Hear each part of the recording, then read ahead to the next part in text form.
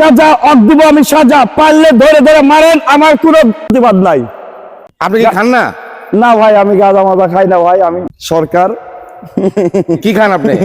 আমি সরকার সিদ্ধি খাই একটু বুদ্ধির আশায়, কারো কাছে যাই না ভাই, সিদ্ধির কাছে গেলেই পাই।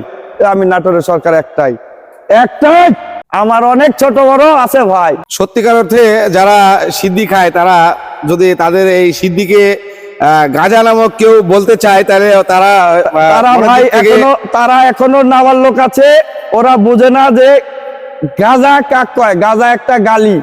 আপনারা এই গালি কাকো দিয়েন না। যারা সিদ্ধি খায় তারা কোনোদিন কারো ক্ষতি করে না। যারা সিদ্ধি খায় তারা কোনোদিন মানুষের অপরাধ করে না।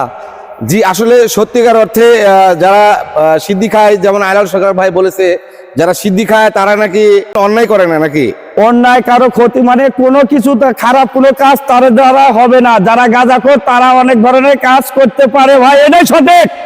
সিদ্ধি বলা লাগবে। কেউ যদি বলে যে এটা গাঁজা বা গাঁজা যারা খায় তারা ভালো না, গাঁজাখোরেরা চোর চিটার বাটপার হয়, এটাই সঠিক। যারা সিদ্ধিখোর তারা মনে করেন জ্ঞানী লোক, ভালো জায়গা ছাড়া সিদ্ধি চলে না। অবশ্যই কমেন্ট করে জানাবেন বিবেচনা করে যে ইনার কথার মধ্যে কতটুকু মিল রয়েছে।